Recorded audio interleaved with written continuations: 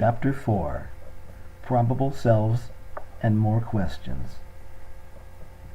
Even while I was trying to figure out Seth's position in our world, he was leading us further into the dimensions of our own consciousness and enlarging our concepts of what we were. Even so, the results of the next class exercise caught me by surprise. It was the class following Martin Crocker's visit. Even before Seth began to speak, I felt an odd sensation in the back of my skull, as if a long pyramid extended from this point to some immeasurably distant vanishing point. This wasn't above my head, as with the Seth 2 experience, but parallel to it. At the same time, I knew that at the other end the pyramid opened up again and was somehow connected to a probable self. I also sensed these same psychic extensions behind each person in the room. I never know what I'm going to say on such occasions. As usual, I just spoke spontaneously, explaining what was happening. Then I suggested that each student try to sense his or her own pyramid structure. Here, Seth began to speak, so smoothly that there was hardly any transition between my last words and his first ones. He began giving instructions much like those given in the last class. For a brief instant, I felt a shock. Rob's painting of Seth hung behind my chair, but suddenly I felt inside it, looking through the portrait's eyes out into the room. My chest and arms felt sturdier, bigger, and more compact than they are. As Seth continued to speak, the feeling at the back of my neck grew more noticeable. It throbbed and continued to expand. At one point, as I learned later, Seth said that another probable class was also experimenting, and that we might be able to glimpse our probable selves. A few minutes later, he suggested that everybody open their eyes, look at the room, and immediately close their eyes again. When I came out of trance, I was more disoriented than usual. More than this, the students seemed in some strange way different and unlike themselves. As I looked about, rather confused, I was greeted by at least 10 people, all trying to talk to me at once. One student, Brenda, said that she felt as if her features were changing, just as I noticed that she looked really odd. Her face was puffy, not firm in some way, as if the muscles weren't sure what form they were supposed to take. At the same time, Sue, Betty, and a young college girl, Anna, all pointed to Brenda at once. Sue shouted, "Wow, that's not Brenda," while Brenda just sat there, breathing heavily. Her eyes watered, and her features kept sliding around like rubber. People kept talking. Everyone had something to report. Laura, a young housewife, said that Margie, an older woman, had turned into an Egyptian, that when Laura looked about the room, as Seth suggested, the Egyptian had been in Margie's place. Bill, a salesman in his 40s, looked dazed. He found himself walking through a dark corridor inside a pyramid. Someone shouted, "Don't let him in, he knows." And a door that had been before him suddenly shrunk in size and disappeared. Helen, usually a very serious woman, sat laughing, her face full of vitality. Boy, do I ever feel like dancing.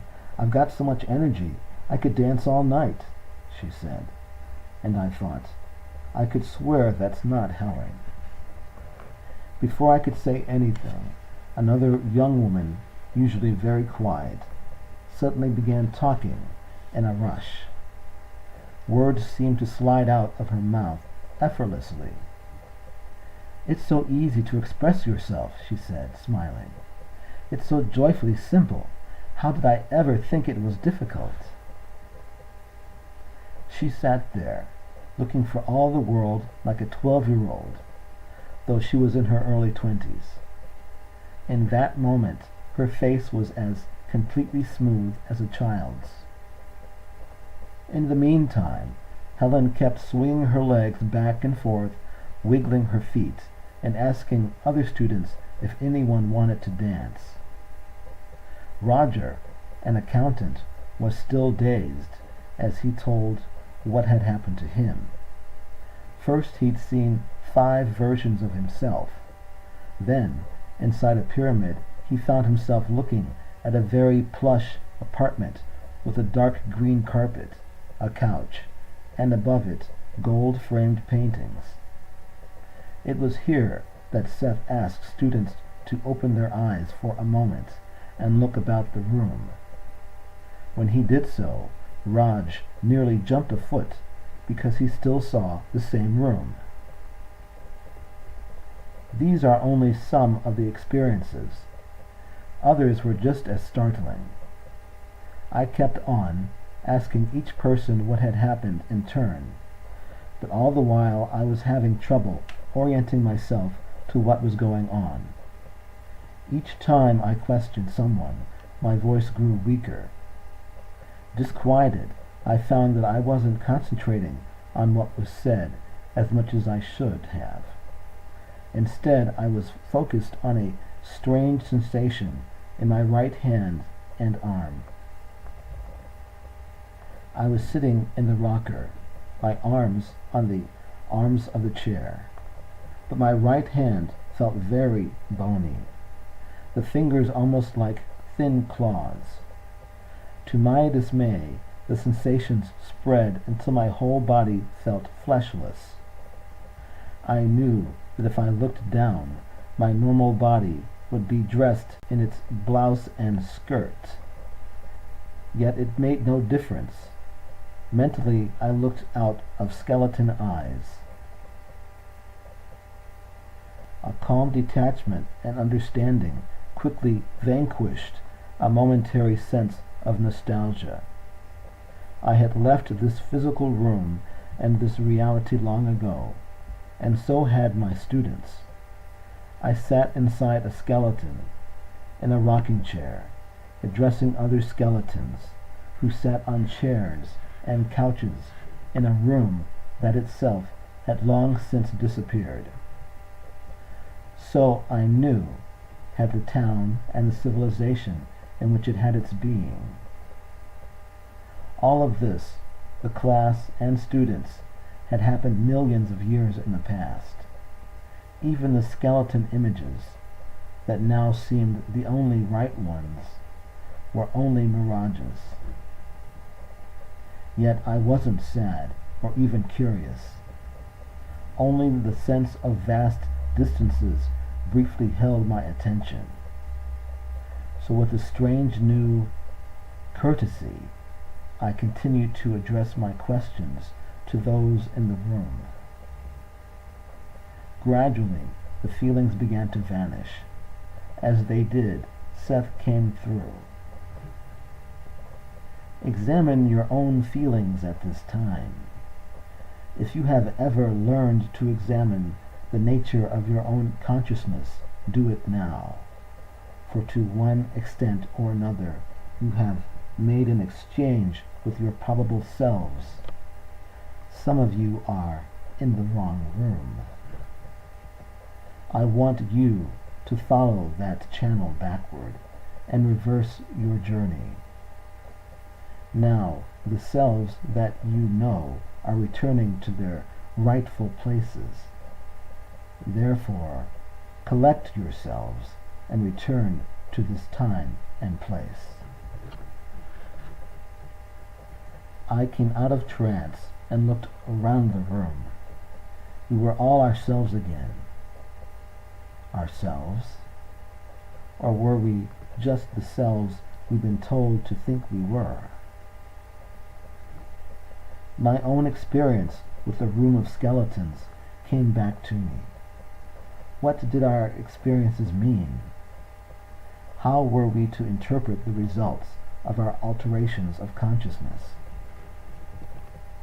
From the beginning, I'd known that the Seth phenomena offered me a unique opportunity to study the nature of consciousness.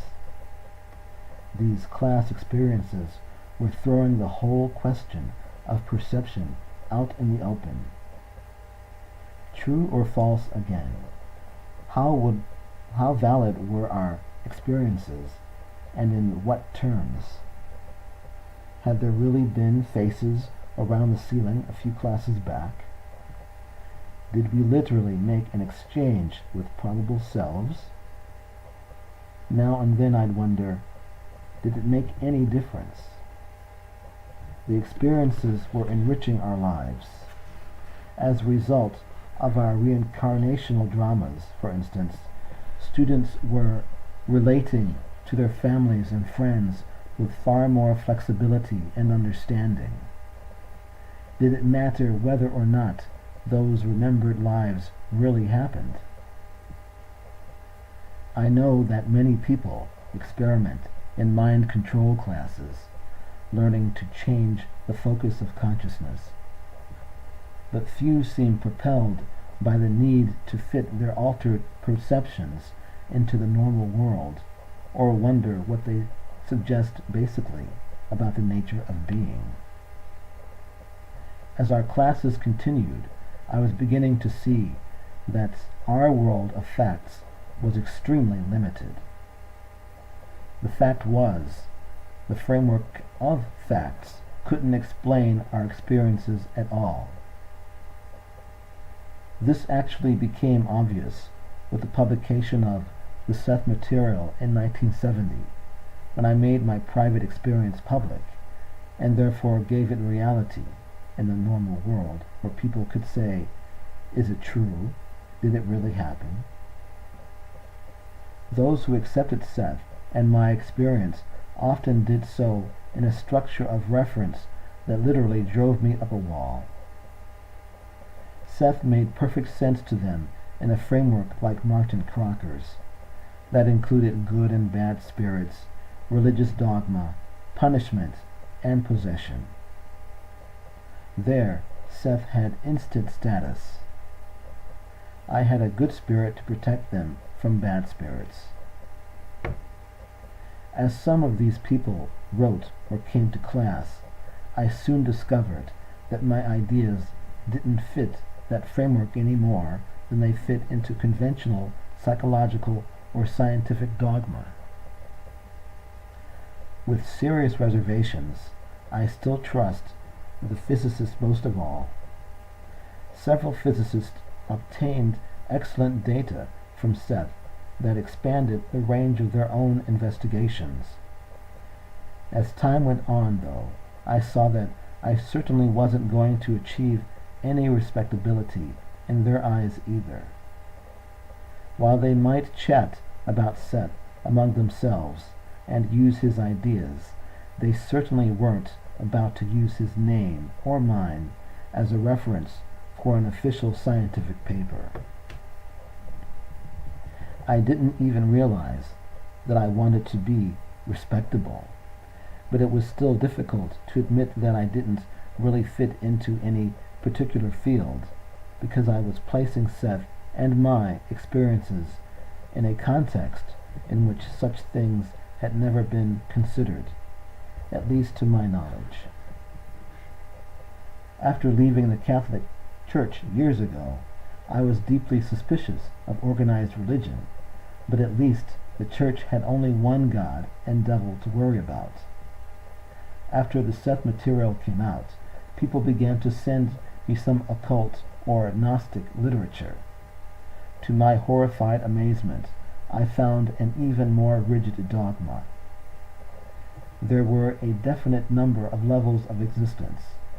The number varied according to the school of thought, but each level had its own lord or guardian, out to discourage the unwary mental traveler.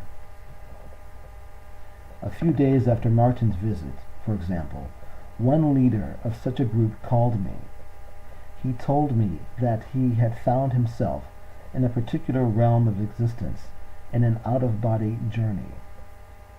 The lord of this level commanded him to make certain ritualistic motions that included kneeling and bowing.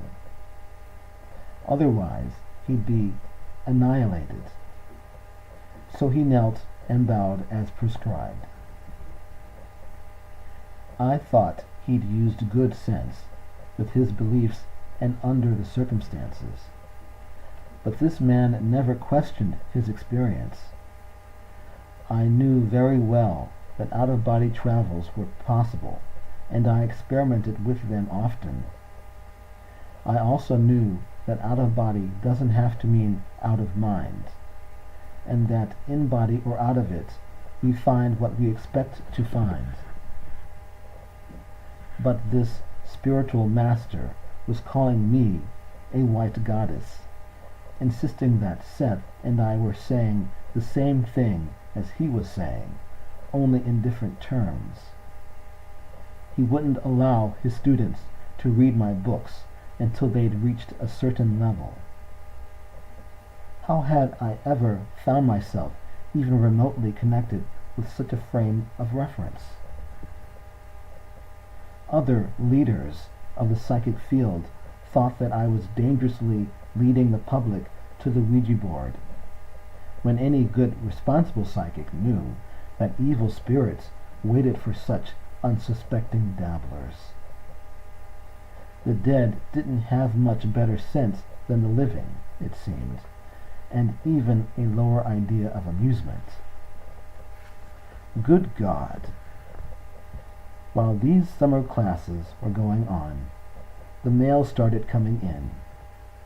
I began to hear from my readers, from people in all kinds of trouble, people brought up to believe that they couldn't solve their own problems, yet who believed that almost anyone else could solve them for them.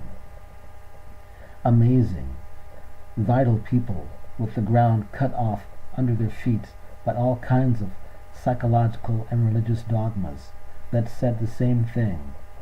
You can't trust yourself, your own abilities or knowledge. Theories that constantly put the individual down. Their reality became part of mine. I'd be getting supper, the table set, meat in the broiler, for instance, and the phone rings. Suddenly, I'm speaking to some frightened stranger who is going to commit suicide if Seth doesn't give instant help. This kind of thing knocked me for a loop. Where did my responsibility begin or end? Seth was to be a healer, a marriage counselor, and a mentor, and I was to be his handmaiden, a Jane to his metaphysical Tarzan. Many psychics, I discovered, specialized in just such activities. If you can help people in that way, why not do it? Don't you have the responsibility? Yet I found that many psychics also encouraged people to use them as crutches. That some people I tried to help kept coming back for more help, and in areas in which they were quite capable. And I knew I had more to offer than that. Even from the beginning, I felt that my experience could lead toward a concept of being that could untangle religious and psychic experience from superstition, and literally free our consciousness, at least to some extent, from its present practical limitations. Would the concept be true or false? If I ever got outside of that framework, it wouldn't matter, because even in 1971, I could feel the still unborn concept working for me and my students. Our ideas about consciousness were changing our private experience of what consciousness was. But we are taught not to trust ourselves. Even during these 1971 classes, for instance, the more doubts I had, the more intelligent and critical and balanced I thought I was. The scientifically oriented congratulated me on my objectivity.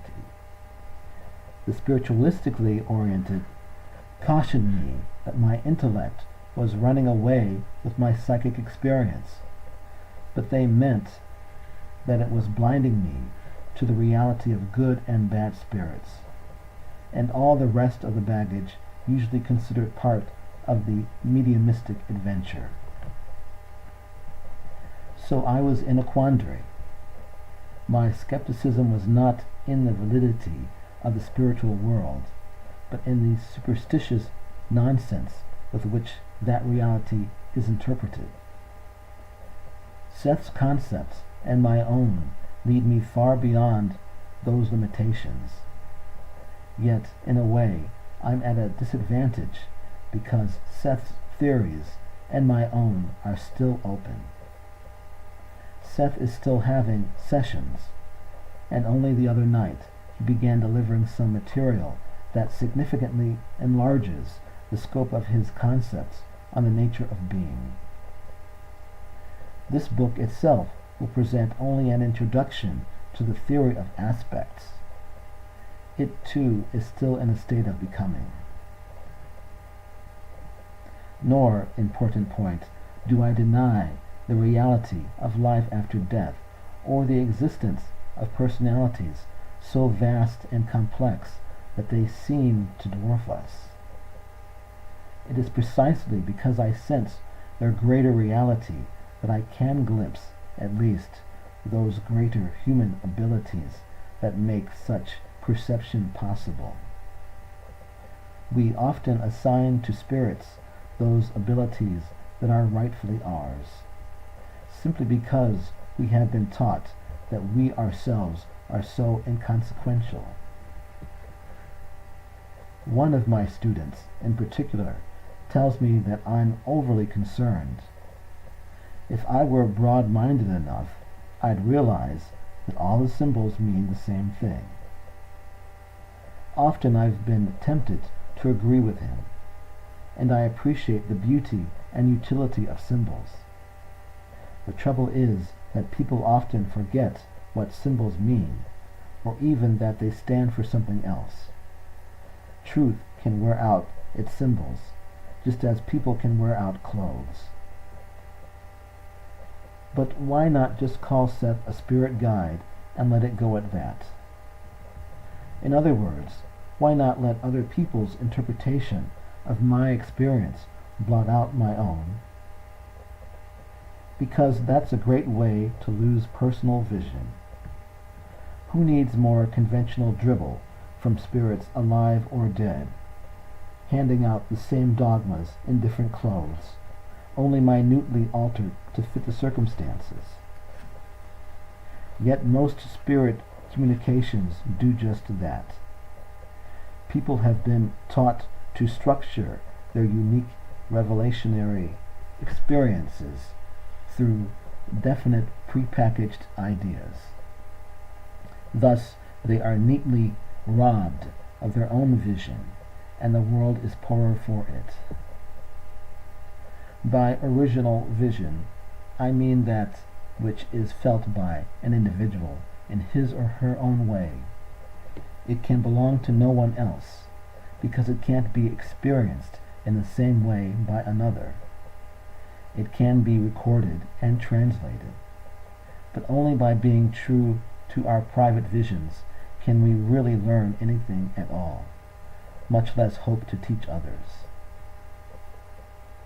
This isn't to say that healing or helping other people isn't important.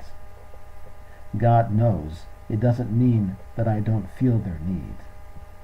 It does mean that I know that the old frameworks of therapy are vastly limited.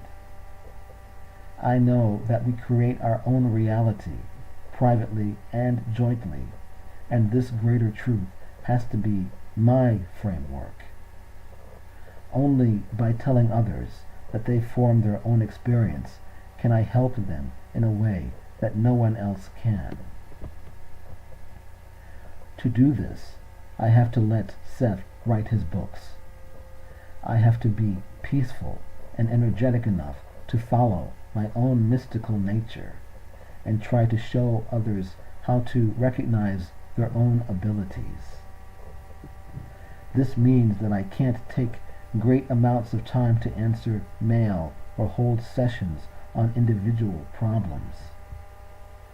Many other psychics, as well as doctors, psychologists, and ministers, provide assistance of that nature, and all in the same basic framework. I knew that I had to stay clear of many accepted ideas and practices connected with psychic work then, but I was faced with them constantly. Even with Rob's help, it was a lonely way. How much easier, for example, to go along, to pretend that I was saying the same thing as the spiritualists, the Gnostics, or the Eastern religions. There are similarities, but the importance of my work lies precisely in the differences. Those differences will become apparent throughout this book. With aspects, I'm still groping in the dark. I've only taken my first few steps, but at least I feel that I'm going in the right direction at last, and that I've avoided many pitfalls that could have held me back. Again, we're taught to doubt ourselves, most of all, and doubt becomes our measure of our stability. We've been taught to squeeze our individual vital experience and vision into old concepts until we no longer recognize them as our own. Too many people are afraid to disagree with mass ideas, afraid that their private vision will make them appear vulnerable, odd, or even fraudulent in the eyes of others. Not that there aren't 1,000 cults set up against the better organized establishment, but here, too, people are often blindly following dogmas that differ from the main ones only by appearing more exotic or colorful. Seth says simply, you form your own reality. People aren't encouraged to follow him, but themselves. He hopes to give them faith in their own existence and meaning. End of chapter 4.